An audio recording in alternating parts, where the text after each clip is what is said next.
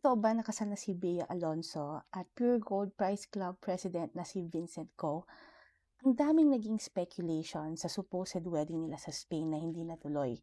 Kaya naman marami ang nagulat nung finally, on July 13, kinonfirm na ni Mayor Nancy Binay sa official Facebook niya na kinasal na nga sila under the civil wedding. So, Binay congratulated the couple on Facebook at nag-post pa nga to ng photo. Na-remind tuloy ako dun sa wedding episode ng Sex and the City wherein si Carrie Bradshaw ah, hindi natuloy yung kasal niya with Big kasi 'di ba napaka-engrande nito and she was even wearing this very glamorous dress. At akala ng lahat hindi na talaga matutuloy yung kasal nila but eventually natuloy yung kasal nila and it became much more simpler at naging civil wedding. So, sabi ni Audrey Diaz, the wedding took place at 7 p.m. and only a few people were there, including the owners of Secosana, the business partner of Bea Alonso, para sa brand niya na Bash. So, this is their second attempt actually sa wedding kasi hindi natuloy yung una. So, ang sabi nila, the speculations is may mga major issues dun sa prenup nila. So, in this case, yung wedding nila, sinasabi nila ng mga tao, love simply won. It's not about the money anymore or about pride or ego, but nanaig talaga yung love nila for one another. So, this actually fulfilled the dream of Bea Alonso to marry quietly at hindi for public attention. So, a lot of netizens commented that masaya yung feeling, no? Once you are finally married, it does not matter kung engrande yung kasal mo or kung sino yung andon. What matters is that you both chose each other and it is really a lifetime commitment. Kasi I guess that's what marriage is all about. It's about two people really realizing that they want to be together and they want to make it work despite the odds against them. So, I guess nag-trending 'to kasi this is really a very beautiful turnout. So, may mga nagre-react pa nga na sorry na lang sa mga bashers ni Bea Alonso nagwi-wish na hindi na siya maikasal or sinasabi that she is too old to get married or alam mo yon na she is simply mukhang pera or ang dami-dami nilang mga negative comments about Bea Alonso. Sinasabi she is too picky for her age, but we saw today how love won and how great it is kapag you wait talaga for the right person for you. So, in this case, I think it actually won kasi Bea Alonso already realized what she wanted out of life. And Bea Alonso is at the point na ready na siyang mag-asawa. I mean, she has achieved a lot. Yung career niya, she was able to travel a lot, buy her own house, establish her own business. She was able to provide well for her family.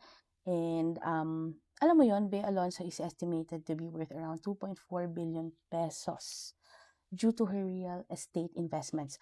Of course, sinasabi lang nila to as an estimate. I don't know. Sinasabi nila sa news, she could be around 600 to 2.4 billion pesos, which is honestly mukha namang totoo kasi she is one of the top taxpayers in the country. And if you will review a lot of her contracts sa mga advertisements niya and sa mga contracts niya from the films and yung mga performances nito, hindi naman malayo na ganun talaga yung net worth niya or kung magkano yung pera niya. I can't guarantee for sure, but it's believable. Sources say parang 600 million to 1 billion siya eh. While her husband, Vincent Co., is rumored to be worth 2.3 to 2.7 billion. So actually, para silang si Hyun Bin and kasi the South Korean couple na magkalapit lang yung net worth nila. Actually, it's very hard to find someone na kapareho mong billionaire and you really like each other. So, yung napangasawa ni Bea has a massive family fortune and empire which includes 600 plus stores of pure gold na supermarket chain, and according to the sources sa internet, he will be an heir to the 175 billion assets built by his parents, which is Lucio and Susan Ko. So itong si Vincent Ko na napangasawa actually nung husband na ngayon ni Bea Alonso, um, he's a good president ng Pure Gold. So he started in 2015, and under his steady leadership and guidance, the profits grew so up to 20%. And in 2024, according to Insider PH, ang total revenue nila umabot around 10.4 billion. So, ang current value ngayon ng Pure Gold under his guidance and leadership is around 92 billion na in the stock market. So, makikita mo dito yung napili ni Bea Alonso na husband. He's very capable, and I think naman if someone can manage their business like this, they would also have the guts to be able to push through with their marriage kay Bea Alonso. I believe this time it also worked kasi si Bea Alonso is no longer rushing when compared to the previous relationships that she had kasi she's not settling anymore. Iba dati parang with her relationship with Gerald Anderson and Dominic, yung ba yung name niya, she was the one making more effort sa lalaki. And I guess this really worked this time because si Vincent Ko is the one who pursued Bea Alonso at siya talaga yung gusto nung guy. She was not the one chasing. She allowed herself to be loved.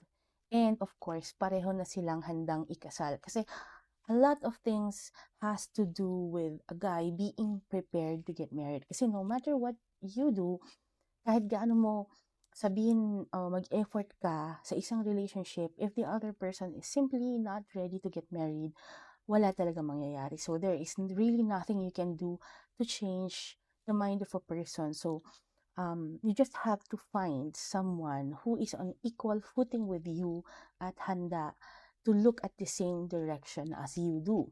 So, si Vincent Ko and si Bea Alonso, I think and I believe that they already felt that it was time, and responsable naman sila. Together, they are well-disciplined, and alam mo yun, maraming nagsasabi na sana si Popoy and Basha na lang, but come on guys, napakaganda ng story of how this turned out for Bea Alonso. Let's just leave Popoy and Basha in the movies. This is a very suitable and good ending for both of them. So I pray na maging maayos ang marriage nila. It's an uphill battle, but a lot of women and men are looking up sa marriage nila. And if the Lord Jesus Christ is in the middle of their marriage, then it will work no matter what the obstacle is. So, love is patient, love is kind, it does not envy, it does not boast, it is not proud, it does not dishonor others, it is not self seeking, and it keeps no record of wrongs. Love does not delight in evil, but rejoices with the truth. It always protects, always trusts, always hopes, and always perseveres. Yan yung sinasabi sa 1 Corinthians 13, verse 4 to 7. So, of course, there has been a lot of speculations when it comes to Bea Alonso, and ang daming mga naging rumors about her, even her sexuality.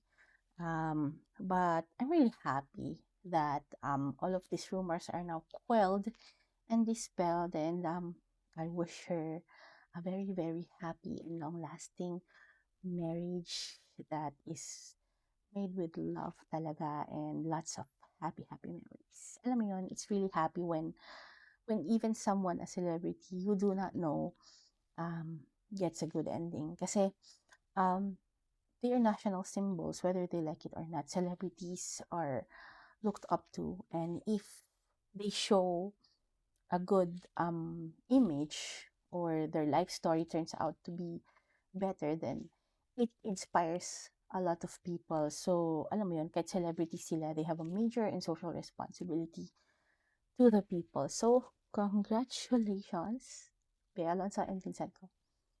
And to Jesus Christ be the glory.